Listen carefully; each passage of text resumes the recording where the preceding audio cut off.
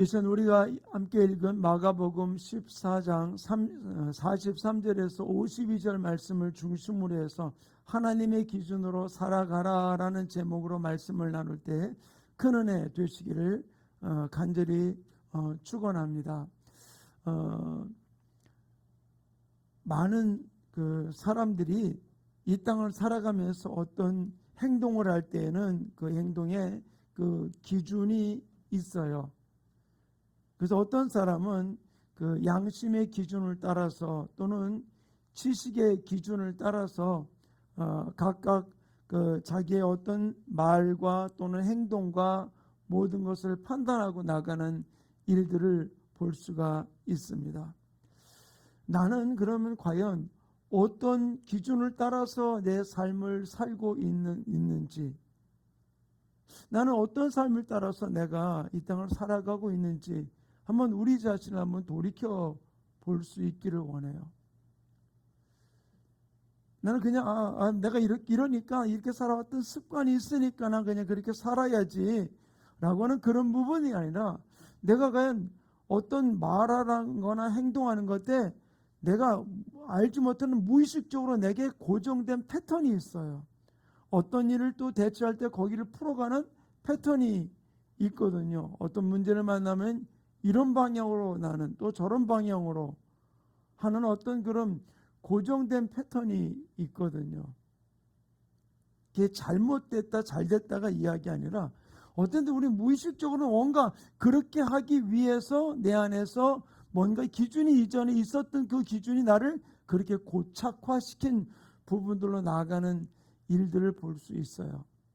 근데 우리가 신앙생활을 하면서 또는 사회생활을 하면서 나는 어떤 기준을 가지고 내가 행동하고 나아가고 있는가? 근데 그게 좋은 면으로 고착화된 게 있고 어떤 면에는 좀 안 좋은 면으로 고착화된 부분들도 없지 않아 있을 수 있거든요. 오늘 우리가 읽었던 이 말씀을 좀 보면서 그 오늘 본문은 아니지만은 다른 서신서에서 예수님이 제자들에게 하나님의 나라의 기준에 대한 부분들을 이야기를 하면서 복이 있는 자와 또는 화 있는 자라고 하는 두 부분들로 주님이 말씀을 하고 계신데 바로 거기에는 분명히 복이 있는 자의 기준이 또는 화 있는 자의 그 기준이 어디에서 갈라졌는가 하는 부분들도 보여주고 있거든요. 그래서 누가복음 6장 20절부터 22절에 보면은 복 있는 자의 그 기준에 대한 부분을 이렇게 언급하고 있습니다. 우리 함께 읽겠습니다. 시작. 예수께서 눈을 들어 제자들을 보시고 이르시되 너희 가난한 자는 복이 있나니 하나님의 나라가 저희 것이며 지금 줄인 자는 복이 있나니 너희가 배부를 것이며 지금 우는 자는 복이 있나니 너희가 웃을 것이며 인자로 말미암아 사람들에게 너희를 미워하며 멀리하고 욕하고 너희 이름을 악하다 하여 버릴 때에는 너희가 복이 있도다. 참 하나님이 이상한 기준을 만들어 놓았어요. 가난한 자, 줄인 자, 또 우는 자, 또 욕을 먹는 자, 또 너희 이름을 악하다라고 버리는 자에게 복이 있다. 이게 어떤 면은 우리 동양의 청빈사상, 선비사상하고 비슷한 부분들로 없잖아. 볼 수 있는 부분들도 있어요. 그래서 청렴결백하다라는 얘기가 마치 가난하고 억울함 당하는 부분들로 우리가 치부할 때도 없잖아 있습니다.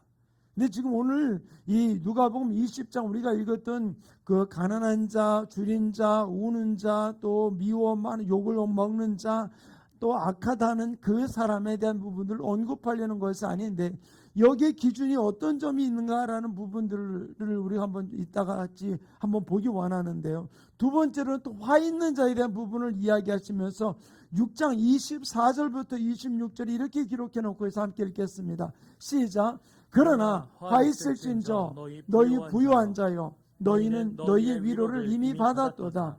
화 있을진저 너희 지금 배부른 자여 너희는 줄이리로다.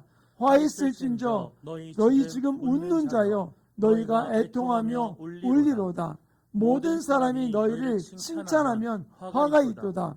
그들의 조상들이 거짓 선지자들에게 이와 같이 하였느니라. 오늘 이 말씀을 준비하다가 칭찬하면 화가 있다 그랬는데, 제가 문효동락 외아들로 자랐잖아요. 그러다 보니까 저희 부모님들이 저에게 잘한다, 참 멋있다, 씩씩하다, 그런 이야기를, 칭찬의 소리는 별로 안 듣고, 아주 우리 아버님으로부터 늘 들었던 이야기 중에 하나가 뭐냐면, 하나가 아니라 반쪽이라도 잘못된 거 못 본다고. 잘못된 거는 지적을 하시는데 잘한 거는 칭찬을 안 해주셨어요. 제가 저 5살 때 국어산 다 외웠고, 초등학교 1학년 때부터 우등상 안 받아본 적이 없었고요. 그리고 항상 반에서, 지금도 그 친구가 어디 있는지 모르겠지만 이한규라는 친구가 면장님 아들이었는데, 그 아들하고 그 친구하고 나왔고 맨날 1, 2등만 다투면서 그렇게 또 재미있게 둘이 친하게 지냈던 그런 친구예요. 그런데 내가 그렇게 하고 와도 한 번도 칭찬을 들은 기억이 없어요. 그러다 보니까 제가, 어떤 분들이 저를 막 칭찬하면은 제가 당돌하게 이렇게 이야기했던 게 기억이 나요. 초등학교 한 4학년 때, 3학년 때로 기억을 해요. 저를 칭찬하면 뭐냐면, 저 칭찬하지 마시고요, 제가 잘못된 것을 꾸짖어 주세요. 그게 잘하는 건 줄 알고. 왜? 칭찬에 익숙해 있지 않다 보니까. 근데 여기 오늘 읽다 보니까 칭찬하면 화이 또 나. 근데 여기 앞에 있던 가난한 자, 줄인 자, 또는 화 있을진저, 너희 부유한 자, 배부른 자, 이 누가복음에 이야기하는 이 부분들은 우리가 일상 속에서 부유하고 풍요롭고 이런 넉넉한 이 삶을 이야기하는 것이 아니에요. 내가 이 땅의 것에 만족해가지고서 내 영혼이 궁핍함을 전혀 깨닫지 못하는, 하나님의 기준은 이 땅에 부자냐 가난한 자냐, 잘 먹냐 잘 먹지 못하느냐, 이것을 기준으로 하는 것이 아니라 우리의 심령이 얼마나 주님 안에 가난한 자로 달려가고 있는가, 줄인 자와 같이 목마른 심정으로 우리가 달려가고 있는가라고 하는 이야기예요.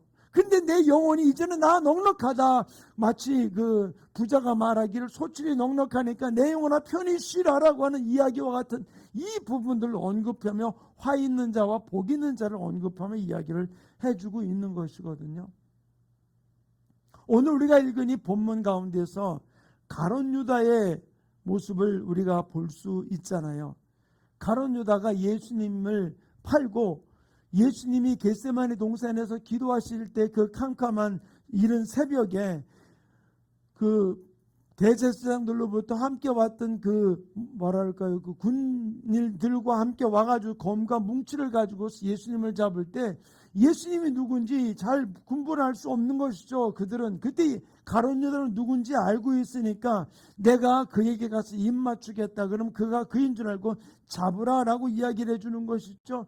그러면서 입 맞추는 모습을 오늘 본문 가운데 보면 43절부터 46절에 이렇게 기록되어 놓고 있어요. 함께 읽겠습니다. 시작. 예수께서 말씀하실 때에 곧 12 중에 하나인 유다가 왔는데, 대제사장들과 서기관들과 장로들에게 파송된 무리가 검과 몽치를 가지고 그와 함께 하였더라. 예수를 파는 자가 이미 그들과 군호를 짜 이르되, 내가 입 맞추는 자가 그이니 그를 잡아 단단히 끌어가라 하였는지라. 이에 와서 곧 예수께 나와 라삐어하고 입 맞추니. 그들이 예수께 손을 대어 잡거늘. 여기서 이 말씀 속에서 우리가 볼 수 있는 것은, 이 일이 일어나게 된 이유가 무엇일까요? 가룟 유다가 예수를 팔고 또 군병들과 함께 와서 입 맞추며 예수님을 파는데 내어놓게 했던 이 이유가 무엇일까요? 한 번도 가룟 유다는 예수님이나 제자들과 어떤 논쟁 속에 있었던 부분들이 전혀 없었어요. 단지 마지막 잔치를 하시면서, 최후의 만찬을 하시면서 말씀하신 것이, 내 이 떡을 주는 자가 나를 팔 것이다 라고 이야기하면서 이야기했던, 이 중에 하나가 나를 팔리라 라고 하면서 이야기했던 이 부분들이었던 것이거든요. 그러면서 가룟 유다가 나갔음에도 불구하고 제자들은 그가, 예수님이 지적했음에도 불구하고 그가 나가는 것을 보면서 어떻게 생각했다? 그가 예수님께서 어떤 신부로 무엇을 사기 위해서 나갔다라고 생각할 정도로 신임을 받았던 사람이 가룟 유다였었어요. 그런데 이와 같은 일이 벌어진 이유가 바로 무엇일까요? 유다가 예수님과 친밀하지 않았기 때문에? 아니요. 예수님의 친밀함은 언제나 생명의 입맞춤이지 죽음의 입맞춤이 아니거든요. 지금 예수님께 와서 입맞춤을 하는 것은 예수님을 잡기 위한 죽음의 입맞춤이라고 볼 수 있다는 사실이에요. 근데 예수님께서 그 잡으러 온 그 무리들에게 이렇게 이야기합니다. 47절부터 49절 같이 읽겠습니다. 시작. 곁에 서 있는 자 중에 한 사람이 칼을 빼어 대제사장들의 종을 쳐 그 귀를 떨어뜨리니라. 예수께서 무리에게 말씀하여 이르시되 너희가 강도를 잡는 것 같이 검과 뭉치를 가지고 나를 잡으러 나왔느냐? 내가 날마다 너희와 함께 성전에 있으면서 가르쳤으되 너희가 나를 잡지 아니하였도다. 그러나 이는 성경을 이루게 함이니라 하시더라. 저는 이 말씀을 보면서 깨닫는 것이 가룟 유다가 어떤 기준을 가지고 이런 일을 저질렀을까? 제가 아까 누가복음에 대한 이야기를 언급을 했습니다. 거기에 화 있는 자와 복 있는 자의 기준점은 바로 무엇입니까? 영적인 부분들이 기준점이었었어요. 영적으로 심령이 가난한가 부유한가라고 하는 부분들이 기준점이었거든요. 근데 여기 나오니 가룟 유다가 지금 이야기하는 이 부분들은 바로 무엇일까요? 어떤 면에서 볼 때 이 가룟 유다는 예수님의 그 기준에 대해서 이해하지 못했던 이 가룟 유다의 모습을 찾아볼 수 있다는 사실이죠. 예수님께서 그들에게 하나님의 나라 임함에 대한 부분들을 이야기를 해주고 있었어요. 그랬는데 그 하나님의 나라에 대한 갈망을 바로 이 가룟 유다와 모든 무리들은 이해하지 못했던 거예요. 왜냐하면 당시 많은 사람들이 지금 로마의 압박 속에 있다 보니까 그들에게 임하는 하나님의 나라는 바로 무엇이냐? 로마의 압박 속에서 벗어나는 부분들이 그런 하나님의 나라 임함이다 또는 메시아 오심에 대한 갈망을 가르쳐주고 있던 부분들이거든요. 그러나 그렇지만은 예수님께서 건축하신 것이 이 땅에 와서 건축하신 것은 바로 무엇입니까? 예수님은 하나님께서 원하시는 하나님의 나라를 건축하기 위해서 바로 이 모든 일을 이룬 것이죠. 그러면서 그들이 그 밤에 그 새벽에 예수님을 겟세마네 동산에 잡으러 왔을 때 뭐라고 얘기해 주겠습니까? 너희들이 내가 성전에서 사람을 가르칠 때 나를 잡지 아니한 이유는 바로 무엇이냐? 하나님의 말씀을 응하게 성경을 이루게 함이라라고 이야기를 해주고 있었던 것이죠. 결국 예수님께서 모든 행적은 이 땅에 하나님의 나라를 건축하기 위해서 한 걸음 한 걸음 모든 일들을 하나님의 계획 가운데 건축의 모든 공기를 이루어나갔던 모습을 볼 수 있다는 사실이에요. 그런데 여기에서는 이름이 기록되지 않았지만 한 사람이 대제사장의 종의 귀를 잘랐다라고 기록해 놓고 있어요. 근데 그가 누구냐? 베드로거든요. 근데 베드로를 포함해서 12제자에게 예수님은 그들의 귀에 딱지가 앉을 정도로 하나님의 나라가 어떤 것인지에 대해서 그들에게 계속해서 이야기를 해주었어요. 그런데 보세요. 이 일을 딱 위기를 닥치고 나니까 일어난 일이 바로 무엇입니까? 바로 하나님께서 계속해서 이야기했던 하나님의 나라에 대한 이야기에 대해서는 전혀 생각하지 아니하고 본능적으로 무엇을 합니까? 검과 칼을 가지고서 말고의 귀를 잘라버리는 이 사건을 우리는 찾아볼 수 있는 것이죠. 저는 여기서 우리가 한번 살펴보기 원하는 것은 지난 주일날도 그런 말씀을 함께 나눴습니다만 우리의 진정한 본 모습을 좀 볼 수 있는 부분들이 이루어지기 원합니다. 내 안에 믿음 안에 있다고 하면서 내 안에 혹시 숨겨진 발톱이 없는지 우리 자신을 돌아볼 수 있는 부분들이 이루어지기를 간절히 축원합니다. 나의 삶은 이 베드로와 같지 않을까요? 하나님의 말씀은 열심히 들으면서 하나님 이것을 원합니다. 하나님의 기준점은 이겁니다. 하나님께서 행하시기 원하신 것은 이것입니다. 라고 이야기함에도 불구하고 어떤 문제를 만나거나 위기를 만나거나 어떤 급박한 상황 속에 처하면은 그 말씀의 기준을 따라 살아가는 것이 아니라 내가 가지고 있는 본능적으로 내가 가진 가치관의 기준을 가지고 우리는 행동하지는 않습니까? 말로는 정의를, 말로는 평화를, 공평을, 사랑을 외치면서 실제적으로 막상 문제를 닥치고 나면 그 모든 것들은 허울 좋은 이야기가 되고 내 가지고 있는 가치관 가지고 내가 가지고 있는 지식의 가치관을 가지고서 그 기준점을 가지고서 행동하는 일들이 얼마나 많이 있냐는 거예요. 어떤 면에서는 요즘 세대가 그런 모습을 볼 수 있어요. 입으로는 사랑을, 입으로는 무엇을 열심히 성경에 나오는 이 부분들을 언급하고 이야기를 하면서 실제적으로 내게 문제가 닥치면 어떤 일입니까?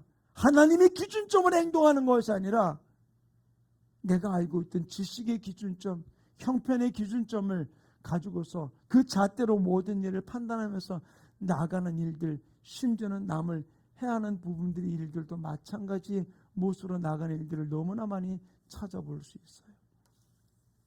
사랑하는 충만교회 성도님,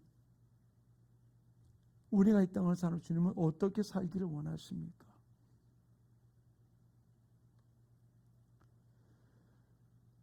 다른 사람의 죄를 나도 같이 떠버리면서 지적하는 것이 아니라 나도 그런 상황이 되면 나도 어떻게 행동을 취할지 모르는 거예요.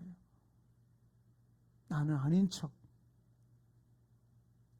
그러나 예수님은 이 땅에 오셔서 하나님의 나라를 건축하는 그 부분들은 세상의 기준이 아니라 어떤 면에서는 거꾸로 반대적인 부분들로 주님께서는 이 모든 일을 이루어나가는 모습을 볼 수 있어요. 저는 우리 지체들이 세상의 가치관, 세상의 기준점을 가지고 나가면 세상 사람과 똑같이 행동할 수밖에 없어요. 그러나 우리 믿음의 사람들은 하나님의 가치관을 가지고 달려가기 원합니다. 예수님이 분명히 말씀하시기를 너희들이 다 나를 버릴 것이다 라고 얘기하니까 베드로는 뭐라 했습니까? 죽는 데까지 따라갈 겁니다. 그럼 뭐라 그랬어요? 얘들은 다 부인해도 나는 절대로 부인하지 않겠습니다. 이게 베드로 이야기만 아니라 12제자, 가룟 유다를 뺀 11제자의 고백이었던 것이거든요. 근데 그들의 모습이 어땠을까요? 그렇게 열심히 하나님의 기준을 가지고 내가 주님에서 목숨도 바치겠습니다. 내가 주님을 위해서 어떤 자리도 들어가겠습니다. 라고 말했던 그들은 어떻게 예수님이 붙들려 가자마자 어떤 행동을 취합니까? 오늘 본문 말씀 50절부터 52절 우리가 읽겠습니다. 시작. 제자들이 다 예수를 버리고 도망하니라. 한 청년이 벗은 몸에 배 혼이불을 두르고 예수를 따라가다가 무리에게 잡히매 배 혼이불을 버리고 벗은 몸으로 도망하니라. 제자들이 다 버리고 예수님을 버리고 도망했어요. 여기 배 혼이불을 버리고 도망간 사람이 바로 그가 나다라고 얘기해서 마가가 자기 자신을 이야기를 했거든요. 왜 이런 일이 벌어졌을까요? 예수님 앞에서는 당당하게 자신 있게 나는 절대로 예수님 부인하지 않겠습니다 라고 이야기하면서 그 기준으로 천국의 소망, 하늘나라의 소망 가지고 살겠습니다 라고 이야기했던 그들이 왜 이런 일이 벌어지게 되었을까요? 다 도망가는 그 상황 속에 이 겟세마네 동산 중앙에 오직 한 사람만이 이 시험을 통과한 사람이 있었어요. 누구입니까? 바로 예수님이에요. 다른 사람들은 왜 도망치는 어리석은 행동을 했을까요? 바로 그들은 세상이 그 군인들이 가지고 왔던 그 검과 뭉치, 그 권력을 바라보기 때문에 그들은 도망갈 수밖에 없었어요. 그리고 내 생명의 귀중함을 먼저 생각했기 때문에 그들은 도망갈 수밖에 없었던 것이에요. 체포될까봐, 같이 붙들릴까봐 두려워서 그들은 다 도망가게 되었던 것이죠. 나도 저들같이 실패하지 않을까? 넘어지지 않을까? 그러나 그 가운데 예수님은 당당하게 서 있는 모습을 찾아볼 수 있어요. 저는 이 모습을 바라보면서 아담과 하와가 에덴 동산에서 뱀을 통한 마귀의 유혹 앞에 그들이 어떻게 했습니까? 하나님같이 되려는 부분들 앞에 그들은 그것을 따먹고 서로서로를 핑계대는 그런 모습으로 나갔던 아담과 하와의 모습을 찾아볼 수 있는 것이죠. 자기 잘못은 하나도 없는 것 같이. 그리고는 아담과 하와가 에덴 동산을 쫓겨났을 때 그들에게 이루어진 일이 바로 무엇입니까? 이 부분들을 창세기 3장 24절 이렇게 기록해 놓고 함께 읽겠습니다. 시작. 이같이 하나님이 그 사람들을 쫓아내시고 에덴 동산 동쪽에 그릇들과 두루도는 불칼을 두어 생명나무의 길을 지키게 하시니라. 바로 그 하나님의 불칼이 그들을 다시 생명 안으로 들어오지 못하게 그들을 가로막으면서 다시 생명나무에 접근하는 것을 막게 만들었던 모습을 찾아볼 수 있어요. 그런데 예수님은 여기서 지금 자기를 위협하는 이 부분들 앞에 당당하게 서 있습니다. 아담이 범죄했던 그 죄를 우리 인류를 통해서 이제 그 모든 저주를 끊어버리고 우리로 십자가로 하나 되게 만들기 위해서, 하나님과 하나 되게 만들기 위해서 주님께서는 당신이 진실로 희생제물로 이 땅에 오셨다가 말씀하셨듯이 예수님은 하나님의 그 공의의 칼 아래로 내가 지나가지 않으면 결코 이 땅에 하는 사람들이 구원받을 수 없다는 사실을 알면서 그곳 앞에 당당하게 성경을 응하게 하기 위해서, 성경을 이루기 위해서 하나님의 공의 앞에 당당하게 서서 그 칼을 지나갔다는 사실이죠. 그럼을 통해서 하나님의 품에 들어가는 방법은 다른 게 없는 거예요. 하나님의 그 공의의 칼 앞에 그 십자가를 통과할 때 주님은 품 안으로 들어갈 수 있는, 그래서 내가 곧 길이요 진리요 생명이니 나로 말미암 자는 아버지께로 올 자가 없느니라. 왜 예수님의 십자가가 우리에게 규정한 이유는 바로 무엇이냐? 그것이 단지 십자가 죽은 것으로 끝나는 그것이 아니라 그것이 하나님의 공의를 이루는 것이고 아담과 하와가 저질렀던 그 죄악이 원죄를 우리 한테 끊어버리면서 우리로 그 길을 새롭고 산 길로 주님 앞에 통과에 들어가게 만들어 놓은 놀라운 축복이었기 때문에 우리에게 십자가가 중요한 거예요. 우리에게 예수가 중요한 거고 예수의 피가 우리에게는 어떤 것보다도 소중하다는 사실을 우리는 기억해야 될 줄 믿습니다.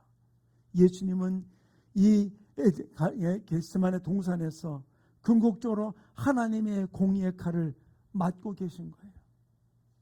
하나님의 그 성경 말씀 때문에, 그 성경 말씀을 이루기 위해서, 하나님의 뜻을 이루기 위해서 그 칼을 맞고 계신 것입니다. 누구를 위해서? 아담과 하와가 범죄해서 인류에게 내려왔던 그 모든 저주를, 그리고 이후에 태어날 우리들을 위해서 주님께서는 바로 십자가에서 당신이 그 모든 저주를 담당하기 위해서 그분이 그 자리에 우뚝 서 계셨던 모습을 찾아볼 수 있어요. 자기가 그 고통 가운데 겟세마네 동산 울부짖었던 것이 바로 무엇입니까? 이 잔을 내게서 옮겨 주시옵소서 울부짖었던 그 주님. 그러나 자기의 고통보다는 오히려 하나님의 말씀을 이루기 위해서, 십자가 위해서 이 모든 것을 감당하기 위해서 그 공의의 칼 아래로 지나갔던 예수님의 모습. 저는 우리들이 각자 처해진 그 환경이 어떤 때는 힘들고 어려움이 있을 수 있어요. 그런데 이 목회하면서 느끼는 것이 신앙의 한 단계 성숙해 올라가는 것은 내게 처한 그 어려움을 우리가 믿음으로 극복해 올라가야 돼요. 그것을 이기지 못하면 계속해서 다시 쳇바퀴 도는 삶이 계속해서 이어질 수밖에 없는 것이거든요. 지금 여러분에게 혹시라도 문제가 있습니까? 아픔이 있습니까? 고통이 있습니까? 바로 이것이 내가 처한 이 환경이 예수님이 겟세마네 동산에서 이것을 이기고 넘어가듯이 우리가 이 모든 내 사람의 가치 기준으로 도망가는 자가 아니라 말만 뻔지름하게 하다가 도망가는 제자들의 모습이 아니라 그 앞에 하나님의 말씀 앞에 내가 굳건하게 서서 이 겟세마네 동산이 내가 처한 지금 힘들고 어려운 그 자리가 내가 내 자아가 죽어지고 십자가를 통과하는 그 자리가 되어서 내 가치 기준이 아닌 이제 하나님의 가치 기준으로 달려가기 위해서 변화되는 그 시점이 우리의 삶 속에 이루어지기를 간절히 축원합니다. 이 세상의 가치 기준으로 살아가는 사람은 하나님의 기준으로 살아가는 사람과는 전혀 다를 수밖에 없어요. 바라보는 시각이 다르니까, 내가 어떤 행동하는 기준이 다르니까, 말하는 기준이 다르니까 전혀 이 세상의 가치 기준과 하나님의 가치 기준으로 살아가는 사람은 이해할 수 없는 방향을 바라볼 수밖에 없는 거예요. 우리에게 물질도 명예도 권력도 지위도 중요합니다. 그러나 그것이 우선이 아니라는 것이 바로 하나님의 기준으로 살아가는 그리스도인의 삶이라는 사실을 우리는 기억하기를 간절히 축원합니다. 하나님의 기준으로 주님을 바라보고 나아갈 때 우리가 생각하지 못했던 일들로 하나님 우리의 삶을 공급해 주세요. 이 세상 사람들이, 이 세상의 권력이, 이 세상의 기준이 우리 그리스도인을, 기독교인을 지배하지 못합니다. 아멘. 바로 이 세상의 기준으로 살아가는 사람은 내가 주님의 구원이 아니라 내 스스로 나를 구원하려고 그러는 거야. 내가 돈을 벌어야지, 내가 건강해야지, 내가 어떠해야지 내가 지킬 수 있다라고 이야기를 해줘요. 자기 자존심을 지키기 위해서 몸부림치는 모습을 볼 수 있어요. 그리고 자신의 가치를 증명해 보려고 발버둥 치는 사람, 돈과 권력을 내가 쥐어야지만 내가 이 땅에서 나를 인정받을 수 있다고 하는 세상의 가치 기준으로 살아가는 많은 사람들의 모습을 볼 수 있어요. 그런데 세상은 그럴지 모르겠지만, 그러나 세상의 가치 기준이 아닌 하나님의 기준으로 살아가는 사람들은 그것도 우리의 중요하지만, 그러나 우리의 삶의 행동을 옮기는 것은 하나님의 가치 기준을 가지고 달려가는 삶이 이루어지게 되는 줄로 믿습니다. 은혜로 십자가로 구원받은 사실을 알고 나면은 세상 사람들이 바라보는 그 가치 기준이 연연하지 않아요. 왜? 하나님이 새 길을 열어주실 것을, 그 어려움의 자리가, 환난의 자리가, 역경의 자리가, 고난의 자리가 바로 내 인생에 예수님이 통과하셨던 그 겟세마네 동산의 자리가 되어서 나라가 한 단계 뛰어 올라가는, 영적으로 성숙한 단계로 올려줄 것을 믿기 때문에 내가 원하는 것이 이루어지지 아니한다 할지라도, 내가 바라보는 것이 이루어지지 아니한다 할지라도 거기에 연연하지 아니하고 우리는 묵묵하게, 어떤 때는 힘들고 어렵고 고난의 길이지만 그 길을 걸어가는 일을 주저하지 않는 것이죠. 내 삶 속에 예수님을 잡기 위해서 권력을 이용해서 검과 뭉치를 가지고 왔던 그 가룟 유다, 그거는 없지만 내게는 진정한 자유가 있다는 사실이에요. 이 땅을 살아가면서 열심히 하지만 이 세상에 지배받지 않고, 일은 하되 일벌레가 되지 아니하고 하나님의 기준으로 달려가는 삶이 우리의 삶 속에 이루어지게 될 줄로 믿습니다. 세상의 기준, 하나님의 기준, 아직도 두 사이 속에서 머뭇하는 것이 있다면 우리는 한번 내 자신을 다시 돌아봐야 될 줄 믿습니다. 미약하고 부족하지만 그래도 하나님의 기준으로 살아가기 위해서 우리가 한 걸음 한 걸음 몸부림칠 때, 하나님의 기준으로 세상과 싸우기 위해서 내가 당당하게 설 때 바로 나의 힘이 되고 능력이 되시는 그분이 십자가로 어둠의 권세를, 사망의 권세를 깨뜨리고 우리에게 부활의 소망을 주셨듯이 우리 모든 고난이 깨지면서 겟세마네 동산을 통과하면서 더 놀란 길들로 우리를 풀어주는 아름다운 역사가 우리의 생애 속에 이루어지게 될 줄로 믿습니다. 사랑하는 충만교회 성도님, 이 코로나 사태가 결코 아픔이 아니라 이것이 우리 믿는 자들이 영적인 겟세마네 동산이 되어서 이것을 하나님의 뜻 가운데 하나님의 기준으로 통과해서 새 역사를 이루는 우리 모든 성도들, 새 역사를 이루는 우리 충만교회 모든 지체들 되기를 간절히 축원합니다. 오늘 이 말씀을 기억하시면서 하나님의 기준으로 내게 당한 모든 문제, 환난들, 역경들, 여러 가지 소소한 모든 문제들을 아버지 하나님의 기준으로 달려가는 하나님의 사람 되고, 그 자리가 아버지 이기시던 그 겟세마네 동산과 같이 내가 모든 사람은 다 도망해도 그 자리에 우뚝 서서 주님과 함께 한 단계 영적으로 성숙한 자리에 올라가는 하나님의 사람 되게 해달라고 오늘 말씀을 기억하시면서 주여 삼창 어떻게 통성으로 기도합니다. 주여, 주여, 주여. 할렐루야. 아버지 하나님 감사드립니다. 이 시간 아버지의 말씀을 통해서 깨우쳐 주신 아버지 하나님 감사드립니다. 주시는 주님의 말씀 안에 주님의 기준점 앞에 아버지 하나님 한 걸음 한 걸음 달려가는 귀한 삶이 이루어질 수 있도록 능력과 권능으로 온전히 붙들어 주셔서 하나님의 기준을 따라 말씀의 기준을 따라 한 걸음 한 걸음 달려가 영광 돌리는 귀한 삶의 주인공들 될 수 있도록 아버지 온전히 붙들어 주시고 역사해 주시옵소서.